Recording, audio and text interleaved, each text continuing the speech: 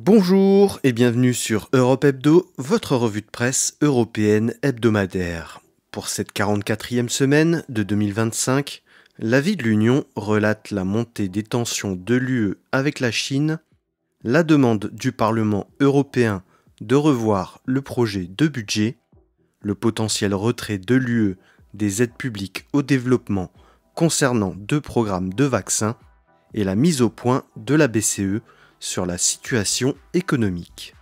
Dans le club des 27, les Pays-Bas voient une victoire surprise du centre pro-européen, la Lituanie ferme sa frontière avec la Biélorussie, l'Espagne pourrait bien voir son gouvernement tomber, et la Lettonie a voté la sortie de la Convention d'Istanbul. Et chez nos chers voisins, la Russie ressort la propagande nucléaire pour masquer ses piètres résultats économiques, la Géorgie veut faire interdire des partis d'opposition et la Serbie commémore le premier anniversaire de la catastrophe de Novi Sad. Passons sans plus attendre à l'avis de l'Union. International, les tensions montent d'un cran entre l'UE et la Chine. Samedi 25 octobre, Ursula von der Leyen répondait au renforcement des contrôles sur les exportations de terres rares par la Chine en déclarant que la Commission européenne était prête à utiliser tous les instruments juridiques à sa disposition. Depuis le début de son deuxième mandat, la présidente de la Commission européenne s'efforce de renforcer l'autonomie stratégique des chaînes d'approvisionnement des industries européennes. Samedi, c'était donc l'occasion de dévoiler le plan Resource EU, qui doit permettre la conclusion d'accords avec plusieurs pays pour l'approvisionnement en matériaux indispensables à l'industrie européenne, mais aussi de permettre l'autosuffisance en relançant des projets d'exploration et d'extraction sur le territoire européen avec le plan Repower EU. Ces 2 plans devraient être proposés aux colégislateurs, le Parlement européen et le Conseil avant la fin de l'année. Seulement, la Chine représente actuellement 70% de l'exploitation minière mondiale et 90% de la capacité de raffinage mondiale. L'UE n'a pour l'instant pas les moyens de sortir de cette dépendance à court terme. Alors la menace à peine voilée de la présidente de la Commission fait allusion à l'utilisation possible du bazooka commercial, c'est-à-dire l'arme anti-coercition de la Commission européenne. Le Conseil européen la soutient dans ce dossier. Seul le ministre des Affaires étrangères allemand, Johann Wadephul, appelle au dialogue avec la Chine. Il faut dire que l'industrie automobile allemande est très dépendante de la Chine. Le bazooka commercial permet d'imposer des restrictions d'investissement, de retirer la protection de la propriété intellectuelle, de suspendre les licences de certaines entreprises, d'interdire l'accès au marché public dans l'UE et d'imposer des sanctions à des personnes spécifiques. En fait, l'Union européenne est aussi victime des tensions entre la Chine et les États-Unis. La Chine a réussi à se rendre incontournable et veut prouver qu'elle peut être autosuffisante face aux sanctions, malgré des stocks immenses qu'elle tente d'écouler aux 4 coins du monde. Le fait de limiter l'exportation des terres rares est un moyen de faire plier les États-Unis et l'UE dans leurs mesures de rétorsion économique. Le fait que des entités chinoises soient comprises dans les sanctions contre la Russie est aussi une des raisons de la réponse chinoise. La Commission maintient le dialogue malgré la menace. Le commissaire à la compétitivité, Stéphane Séjourné, a réuni les industriels européens pour identifier les secteurs en péril. Même si l'UE a amélioré ses capacités de production, dans les domaines des aimants notamment, sa production est encore très loin de remplir les besoins. L'UE espère pouvoir produire un tiers de ses besoins en aimants en Europe d'ici à 2030. La rencontre entre Donald Trump et Xi Jinping cette semaine aura peut-être permis le desserrage des mesures de rétorsion. Les États-Unis et la Chine se sont entendus sur la levée des licences concernant les terres rares, mais on ne sait pas si cette levée d'obstacles s'appliquera à l'UE. Budget. le Parlement européen demande à la Commission de revoir son projet de budget. Je vous en parle depuis plusieurs semaines, le Parlement européen est absolument contre le projet de cadre financier pluriannuel 2028-2034 proposé par la Commission européenne et notamment sur les plans nationaux, dans lesquels seraient fondus plusieurs programmes de financement européens comme la PAC ou les fonds régionaux. Cette semaine, un des négociateurs du Parlement européen, l'eurodéputé PPE roumain Siegfried Mureșan, a demandé à la Commission qu'elle revoie son projet avant la prochaine plénière à Strasbourg qui se tiendra les 12 et 13 novembre. Il s'appuie sur les 4 groupes du bloc central, le PPE, SND, Renew et les Verts, qui protestent contre ces plans nationaux qui seront négociés entre les États membres et la Commission européenne. L'opposition du Parlement européen n'est pas l'unique opposition. Au sein du Conseil, les 27 ne savent pas non plus s'accorder. L'Allemagne et le Danemark soutiennent pleinement la Commission. Mais il subsiste de gros désaccords entre les 27 sur l'attribution au mérite des subventions européennes, quand d'autres plaident pour une répartition géographique équitable. Ils ne sont pas non plus d'accord sur l'enveloppe prévisionnelle de la Commission, qui veut défendre un budget de 2000 milliards d'euros sur 7 ans. Les frugaux ne veulent pas perdre leur rabais, l'Espagne ne veut pas réduire l'enveloppe, la Pologne ne veut pas que la Commission ait trop de pouvoir sur le budget. On est encore bien loin d'un accord chez les 27. Pour revenir au Parlement européen, les leaders des 4 groupes du bloc central, le PPE Manfred Weber, la SND Irache García Pérez, la Renew Valérie Ayé et le Vert Bas Eickhout, ont adressé une lettre à la présidente de la Commission européenne le jeudi 30 octobre. Dans cette lettre, ils dénoncent la renationalisation du budget qui devrait de facto priver le Parlement européen de son pouvoir de contrôle. Ils demandent à ce que les subventions fassent l'objet de lignes budgétaires claires dans le prochain budget et que la PAC reste un financement distinct et unique. Aussi, ils veulent le maintien du pouvoir de supervision des régions dans l'attribution des subventions européennes. La Commission se dit prête à écouter les propositions du Parlement européen, mais n'a pour l'instant rien concédé sur le projet de budget. Santé. La Commission envisagerait de se retirer de 2 programmes internationaux pour des vaccins. C'est une note interne qu'a pu se procurer Euractiv et qui pourrait bien avoir l'effet d'une bombe au niveau mondial. La Commission européenne envisagerait de se retirer de 2 programmes internationaux concernant des vaccins. L'Alliance mondiale pour les vaccins, plus connue sous le nom de Gavi, et le Fonds mondial de lutte contre le sida, la tuberculose et le paludisme. Dans cette note, les services de la Commission recommandent de revoir la contribution européenne à l'aide publique au développement en justifiant que certaines initiatives font doublon. L'objectif de ce retrait serait de renforcer l'influence européenne dans d'autres domaines.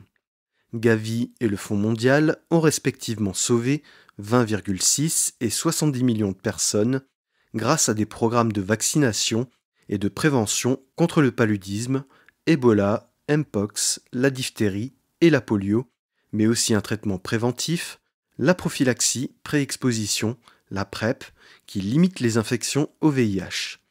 Tous ces programmes sont destinés aux pays à faible et moyen revenu. Depuis 2021, l'Union a versé 3,5 milliards d'euros à divers fonds mondiaux, notamment à l'ONU et ses agences. Le possible retrait de l'UE de ces programmes mondiaux de vaccination suivent la tendance déclenchée par les États-Unis et leur retrait de l'OMS et du démantèlement de l'agence USAID. La France, la Belgique et l'Allemagne ont aussi baissé leurs contributions.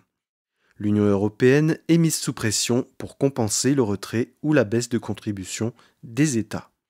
Le risque, c'est de réduire à néant des décennies d'efforts pour ralentir et contenir les épidémies dans les pays les plus en difficulté. Une étude de The Lancet estime à 23 millions de vies sauvées et 400 millions de cas évités de VIH de tuberculose et de paludisme entre 2027 et 2029 si les programmes de vaccination disposent de fonds suffisants. Beaucoup de donateurs demandent au Fonds mondial un plan pour transférer leurs programmes aux États concernés et renforcer l'autosuffisance de leur système de santé. En novembre, le Fonds mondial va procéder à sa levée de fonds annuelle et demande à la Commission européenne de contribuer à hauteur de 800 millions d'euros. L'eurodéputé libéral luxembourgeois Charles Goerens alerte sur la pression que le retrait des programmes mondiaux ferait peser sur les systèmes de santé locaux. Économie. La BCE stabilise les taux dans un contexte de baisse des tensions. Jeudi 30 octobre, la Banque centrale européenne donnait les quelques éléments ressortis de la réunion des gouverneurs des 27. La présidente de la BCE, Christine Lagarde, s'est voulue rassurante en disant que les risques internationaux se sont atténués. L'Union a connu une croissance de 0,2% au troisième trimestre dans la zone euro et 0,3% dans toute l'Union. C'est mieux qu'au deuxième semestre. Les deux pays qui ont tracté cette croissance sont l'Espagne et la France. L'Espagne grâce à son immigration, qui lui a permis une augmentation de la main-d'œuvre, mais aussi son industrie touristique qui a connu une belle saison. La France, de son côté, a su tirer son épingle du jeu grâce aux immenses contrats honorés par Airbus et l'investissement des entreprises. La BCE maintient les taux directeurs à 2%, même si certains spécialistes réclament une baisse des taux pour inciter les investisseurs à se lancer et les citoyens à consommer. Si Christine Lagarde s'est voulue rassurante, c'est que 3 facteurs de risque ont diminué. La progression des négociations entre États-Unis et Chine pourrait bien relancer les échanges. Le cessez-le-feu à Gaza a considérablement réduit les risques d'embrasement de la région et l'accord douanier entre UE et États-Unis rend plus prévisibles les relations commerciales. La petite déception, ce sont les stagnations de l'Allemagne et de l'Italie. L'Allemagne est encore à son niveau économique d'avant la pandémie, mais il y a des perspectives positives avec le plan de relance pour la défense et les infrastructures, dont les premiers résultats seront visibles début 2026. Pour l'Italie, la stabilité politique, ce qui a été loin d'être une panacée ces 10 dernières années, et la réduction du déficit n'ont pas suffi, mais encore une fois, la balance commerciale est en excédent et pourrait bien relancer la machine. La BCE se félicite d'une inflation qui se maintient autour des 2%, mais veut éviter de brutaliser l'économie en changeant les taux. L'incertitude demeure avec les guerres commerciales en cours et la Banque centrale européenne veut rester prudente et avoir des leviers en cas de crise. Passons désormais au club des 27. Pays-Bas, victoire surprise pour le parti centriste et pro-européen des 66.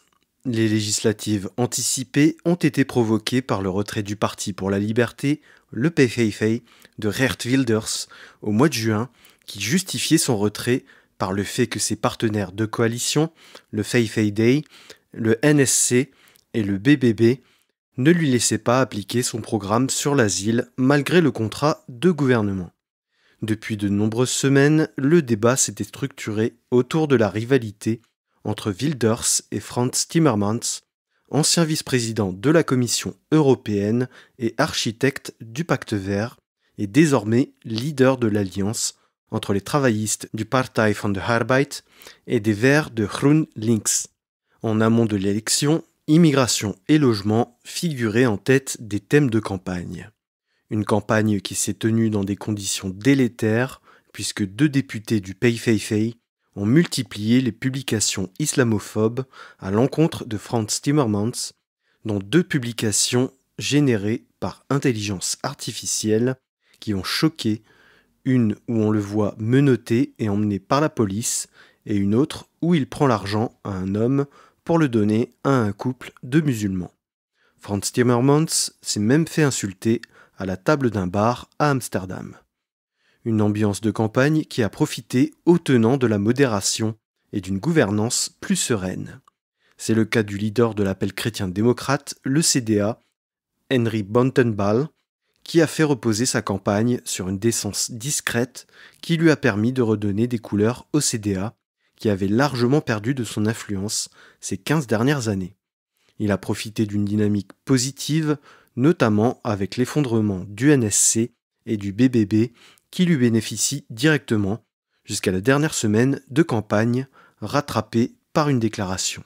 Lors d'une interview où lui était posée la question de discrimination à l'égard d'élèves homosexuels dans les écoles catholiques, il a simplement répondu qu'il pouvait changer d'école, ce qui lui a fait immédiatement perdre des points dans les intentions de vote.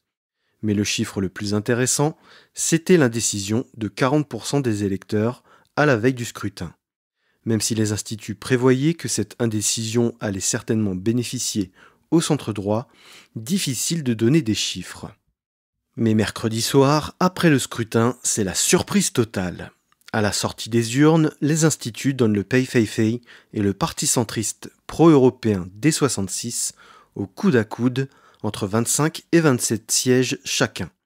Au fur et à mesure du dépouillement, la victoire de D66 se confirme. D66, parti créé en 1966, libéral sur l'économie et sur les sujets de société, a toujours été considéré comme un parti d'appoint dans les coalitions. Son absence de la dernière coalition lui a permis d'observer une cure d'opposition et d'avoir échappé à l'échec du dernier gouvernement. Comme Henry Bontenbal, le leader de D66, Rob Yetten, 37 ans, ancien ministre du Climat et des Affaires économiques, a misé sur une campagne sobre, mais remplie d'ambition et de discours positifs, tout en se voulant offensif sur l'immigration. Sa présence médiatique dans les derniers jours a fini de convaincre les indécis.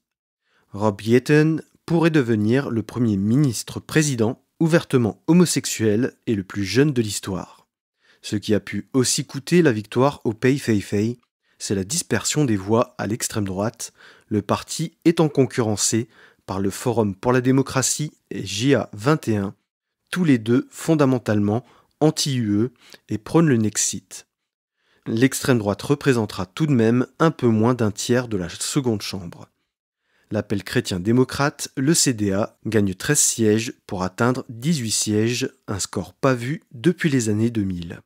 À la surprise générale, le Parti populaire pour la liberté et la démocratie, le Pay-Fei-Day, mené par la ministre de la Justice sortante, Dylan Yeşilgöz, n'a pas trop souffert d'avoir fait partie du gouvernement et s'en sort avec 22 élus, soit 2 de moins que lors de la dernière mandature. Le grand perdant est l'Alliance travailliste verte, qui perd 5 sièges et se retrouve avec 20 élus. Frans Timmermans a acté la défaite en démissionnant de son poste de chef de l'Alliance. La campagne de dénigrement à son égard a, semble-t-il, porté ses fruits. NSC disparaît complètement de la seconde chambre alors qu'il disposait de 20 députés.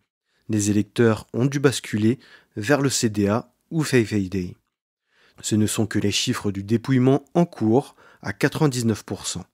Il faudra encore attendre la proclamation des résultats officiels vendredi 7 novembre, mais ce lundi 3 novembre, les dépouillements des votes par correspondance et des Néerlandais de l'étranger devraient être terminés. Désormais, il faut démarrer les tractations pour aboutir à un contrat de gouvernement et une majorité de 76 sièges avec plusieurs autres partis. Les possibles alliés pour D66 sont les travaillistes verts, le Pay-Fei-Day et le CDA. Lituanie. Le gouvernement annonce la fermeture de la frontière avec la Biélorussie pendant 1 mois.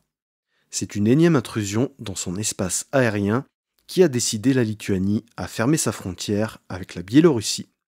Dimanche 26 octobre, une dizaine de ballons gonflés à l'hélium franchissaient la frontière. Des intrusions qui ont obligé les autorités à suspendre les activités de l'aéroport de Vilnius, fermé pour la 4e fois en quelques jours.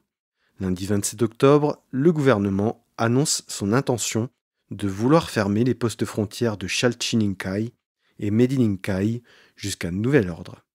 Par la fermeture de la frontière commune, la première ministre Inga Ruginiene entend montrer la tolérance zéro du gouvernement envers ce qu'elle considère être un acte de guerre hybride. L'aéroport a été fermé pendant 7 heures affectant 47 vols et plus de 7000 passagers. Sur la semaine, c'est plus de 140 vols et 20 000 passagers qui ont connu le même destin. Le chargé d'affaires de l'ambassade de Biélorussie a été convoqué par le ministère des Affaires étrangères pour s'expliquer et pour se faire remettre une lettre de protestation. Ces ballons transporteraient des cigarettes de contrebande. Un prétexte pour camoufler un acte de guerre hybride d'après le cabinet du président Gitanas Nausėda. La Lituanie entend demander à l'UE de renforcer les sanctions contre la Biélorussie.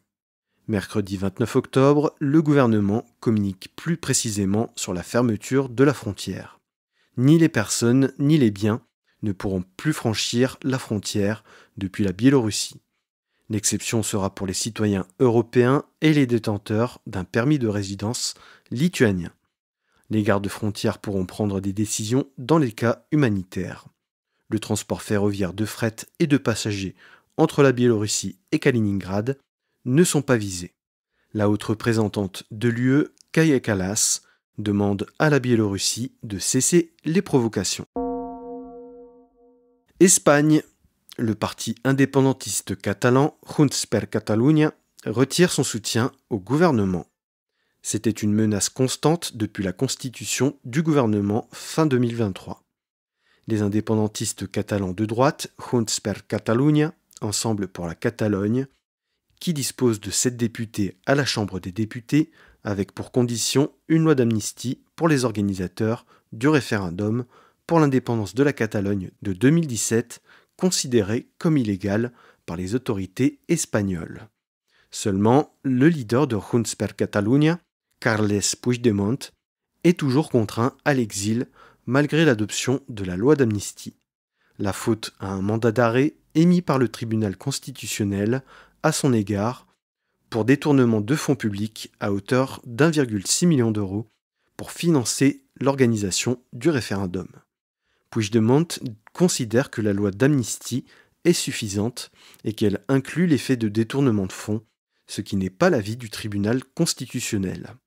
Lundi 27 octobre, alors qu'il tenait une réunion publique à Perpignan, il a annoncé l'intention de son parti de retirer son soutien au gouvernement, car il considère que la confiance mutuelle est rompue. Le PSOE a tenté de convaincre les indépendantistes. Junts per Catalunya a procédé à une consultation de ses adhérents mercredi et jeudi. Ils ont soutenu à 87% la position de leur président. Le gouvernement vient de perdre sa majorité. Est-ce que le gouvernement pourra subsister au retrait du soutien de la droite catalane ? L'avenir de l'exécutif reste flou. Junts per Catalunya n'a pas encore annoncé ses réelles intentions. Est-ce que le parti va soutenir une motion de défiance constructive ? Ou alors va obliger le gouvernement à négocier texte par texte ? Ce qui semble quasiment certain, c'est que l'Espagne ne pourra, encore une fois, pas voter un budget. Depuis le début de son deuxième mandat, Pedro Sánchez n'est pas parvenu à faire voter un seul budget. Cela pourrait être la 3e fois consécutive que l'Espagne n'aura pas voté de budget annuel. Lettonie. Le Parlement acte la sortie de la Convention d'Istanbul. C'est l'opposition de droite qui avait mis ce texte à l'ordre du jour. Jeudi 30 octobre, la Saeima, le Parlement letton, passait au vote. Et la Lettonie a voté pour la sortie de la Convention. C'est le premier État membre de l'UE à sortir de la Convention d'Istanbul. La droite, qui a présenté le texte, reproche à la Convention d'Istanbul de promouvoir la théorie du genre et d'aller à l'encontre des valeurs traditionnelles de la Lettonie que la droite considère comme venant de l'étranger. La Convention avait été ratifiée en novembre 2024. Ce texte, élaboré dans le cadre du Conseil de l'Europe, organisation internationale dédiée aux droits de l'homme, regroupant 46 pays, avait pour but de faire adopter par les pays signataires une série de lois et de politiques destinées à réduire, voire mettre fin aux violences faites aux femmes. La sortie a été votée à 52 voix pour, 32 contre et 2 abstentions. Membre de la coalition gouvernementale, l'Union des paysans et des Verts a voté pour la sortie de la Lettonie de la Convention. Le reste de la coalition gouvernementale défendait le maintien du pays dans la Convention. Désormais, il revient au président de la République, Edgars Rinkēvičs, de promulguer ou non cette loi. Il a déclaré qu'il se fonderait en droit pour poser ou non son veto. Depuis plusieurs semaines, après l'annonce de l'inscription du débat à l'ordre du jour, les Lettons manifestaient contre ce retour en arrière pour le droit des femmes. Mercredi soir, ils étaient jusqu'à 5000 pour protester devant le Parlement. Le même parti de droite a proposé de restreindre l'accès à l'avortement. C'est un coup politique important alors que les législatives se profilent en 2026. Passons enfin à la rubrique Nos chers voisins. Russie, le Bourevestnik, une arme de propagande pour camoufler les difficultés économiques. Après l'annonce de l'annulation de la rencontre avec Donald Trump à Budapest, Vladimir Poutine muscle son discours de propagande. Et quoi de mieux que ces habituelles menaces nucléaires dont il use et abuse depuis le début de la guerre en Ukraine. Dimanche 26 octobre, Vladimir Poutine se montre habillé d'un treillis, assis sur une estrade, et où il discute avec son chef d'état-major des armées, Valery Gerasimov. Une mise en scène pour faire l'annonce d'un test final réussi du missile Bourevestnik, qu'on peut traduire par oiseau de tempête. D'après les deux hommes, le missile a volé plus de 14 000 km et pendant 15 heures. Et à la question de Vladimir Poutine de savoir si cette distance et cette durée de vol étaient la limite, le chef des armées a répondu que non. Vladimir Poutine multiplie les superlatifs pour décrire son missile. Arme invincible, portée illimitée, capable d'échapper à tous les systèmes de défense actuels et futurs. Le missile serait alimenté par l'énergie nucléaire et peut porter une tête nucléaire. Même s'il porte le surnom terrifiant de Tchernobyl volant, beaucoup de spécialistes doutent de la pertinence d'un tel missile. Il coûte très cher et son autonomie de vol peut aussi bien devenir une vulnérabilité, puisque plus il volera longtemps, plus il sera abattable. Sa vitesse maximale est moins grande que les missiles de croisière, ce qui semble indiquer que c'est plus une arme de communication qu'une arme de guerre. Mercredi, c'était au tour du drone sous-marin Poséidon, capable lui aussi de porter une tête nucléaire, de faire l'objet de l'annonce d'un test final réussi. La menace nucléaire a toujours été le levier de Vladimir Poutine pour menacer l'OTAN. La Russie veut montrer les muscles et qu'elle peut rivaliser aussi bien militairement que technologiquement avec les États-Unis. Face à cette démonstration de force, Donald Trump a demandé à relancer le programme d'essais nucléaires 33 ans après les derniers essais. Toute cette propagande est certainement pour évacuer le fait que les sanctions à l'encontre de la Russie ont de réels effets sur l'économie russe. Même si la Russie ne risque pas de s'effondrer demain, il y a des signes de recul économique. Mercredi 29 octobre, le Sénat a adopté en dernière lecture un projet de budget rectificatif pour compléter le budget de l'État de 2025. Les effets des sanctions et des attaques ukrainiennes sur le sol russe font grimper les prix du pétrole et font dévisser le rouble. Le gouvernement avait prévu un déficit d'1,7% du PIB, il dérape à 2,6%. La dette de l'État va grimper à 17,6% du PIB. Le gouvernement tente de rassurer la population qui ressent de plus en plus l'inflation. Et les perspectives ne sont pas bonnes. Pour la première fois depuis le début de la guerre, la Russie devrait connaître la récession de son économie, un recul pouvant aller de 1 à 1,4% en 2026.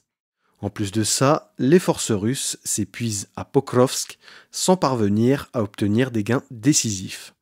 Il devient évident que Vladimir Poutine multiplie les effets de manche pour camoufler les échecs de son armée et de sa politique économique. Géorgie.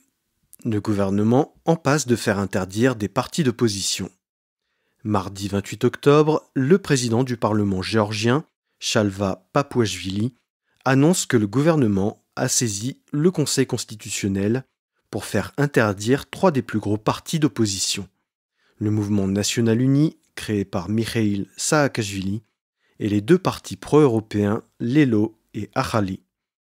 Durant sa campagne des législatives, le parti Rêve géorgien avait promis de faire interdire les partis d'opposition s'il parvenait à avoir la majorité.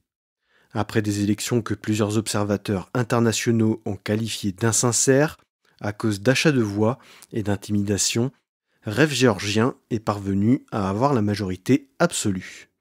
Au mois de septembre, le Parlement, où l'opposition refuse de siéger car elle considère que ce Parlement n'est pas légitime, a lancé une commission d'enquête pour constituer un dossier contre les partis d'opposition qu'elle qualifie d'agents de l'étranger et de menaces pour la souveraineté et la sécurité nationale. Un dossier qui doit lui permettre de rendre les partis inconstitutionnels. Les leaders des partis ont refusé de répondre aux convocations de la commission d'enquête dont ils connaissent d'avance les conclusions biaisées. Ils ont été placés en détention administrative pour ne pas avoir répondu aux convocations. La semaine dernière, le Parlement a voté une loi pour permettre au Conseil constitutionnel de bannir les partis politiques cités et de poursuivre ses membres. À eux trois, les partis représentent près d'1 million d'électeurs, soit un tiers de la population. L'ancienne présidente Salomé Zourabichvili qualifie cette étape de dernier pas avant la terreur en Géorgie, qui plongera le pays dans un régime autoritaire de type russe. La leader du mouvement national uni, Tina Bokuchava, appelle les forces d'opposition à s'unir contre, je cite, la trahison de l'avenir européen de la Géorgie. Le président du bureau politique d'Achali, Tengiz Tavadze, appelle l'UE à condamner clairement le gouvernement géorgien. Le Conseil constitutionnel a 9 mois pour se prononcer, mais il ne fait aucun doute sur l'issue, étant donné que le Conseil constitutionnel est loyal au gouvernement. L'interdiction de ces 3 partis devrait être la première étape de l'interdiction de tous les partis d'opposition. Serbie. Une marche vers Novi Sad pour commémorer le premier anniversaire du drame de la gare. Le 1er novembre 2024, le haut vent de la gare de Novi Sad, au nord du pays, s'effondrait, faisant une quinzaine de victimes. Un drame qui a mobilisé depuis 1 an la population serbe, désireuse de comprendre les malfaçons qui ont mené à la catastrophe. La gare venait juste de rouvrir après avoir été rénovée. Les Serbes soupçonnent la corruption d'être à l'origine du drame. Pour commémorer le triste premier anniversaire du drame, les étudiants de tout le pays ont appelé à marcher vers Novi Sad pour rendre hommage aux victimes et poursuivre le mouvement de protestation. Le président Vučić ne désarme pas. Même s'il a poussé à la démission du Premier ministre de l'époque, il n'a fait absolument aucun effort pour faire la lumière sur le drame. Quasiment aucun responsable politique ne faisait l'objet d'une enquête judiciaire dans les mois qui ont suivi le drame. C'est même tout l'inverse, il accuse le mouvement de protestation d'être encouragé et financé depuis l'étranger, il qualifie les étudiants de terroristes. La police multiplie les violences à l'encontre des manifestants et les partisans du président s'attaquent aux manifestants en toute impunité. Il aura fallu attendre le mois de septembre pour que 13 personnes soient inculpées. Le président Vučić a présenté des excuses aux manifestants et aux familles des victimes la veille de la commémoration, un geste insuffisant et tardif pour les manifestants. Ils étaient entre 140 000 et 160 000 à Novi Sad ce samedi, bien au-dessus des 100 000 attendus. Une occasion aussi de protester contre le gouvernement, la corruption systémique et un système de santé catastrophique. Les manifestants réclament toujours des élections anticipées, même s'ils savent que le système électoral est taillé pour le parti progressiste serbe du président. Les manifestants demandent un soutien plus clair de l'UE. Ces dernières semaines, Ursula von der Leyen a pressé le président Vučić à avancer sur son processus d'adhésion à l'UE en mettant l'accent sur les réformes judiciaires et électorales, et le Parlement européen a adopté une résolution sévère contre la Serbie. Preuve que le président ne veut pas reculer, il a nationalisé United Medias, qui rassemble les chaînes de télévision Novaes, N1, le quotidien Danas et l'hebdomadaire Radar, dernier bastion de la presse indépendante. Mais après 1 an de contestation, Les manifestants ne veulent pas reculer non plus. Voilà, c'est ainsi que s'achève la 44e semaine européenne de 2025. Merci pour votre écoute. Si vous avez apprécié cet épisode, abonnez-vous sur votre plateforme préférée, que ce soit Spotify, Deezer, Apple Podcast, Amazon Music, YouTube ou YouTube Music, et n'oubliez pas d'y laisser votre avis, que ce soit en nombre d'étoiles ou en like. Pour ne rien rater des publications du podcast, suivez Europe Hebdo sur Facebook, Instagram et LinkedIn, et n'hésitez pas à liker, commenter et partager les publications pour en augmenter la visibilité. Si vous avez une remarque, une question ou une suggestion à faire pour le podcast, n'hésitez pas à vous inviter dans mes messages privés, je me ferai un plaisir de vous répondre. Et si vous voulez dévorer le nouvel épisode du podcast dès sa sortie, abonnez-vous pour recevoir la newsletter du podcast, le lien est à retrouver en description de cet épisode. Je vous donne rendez-vous lundi prochain, 17h30, sur Europe Hebdo.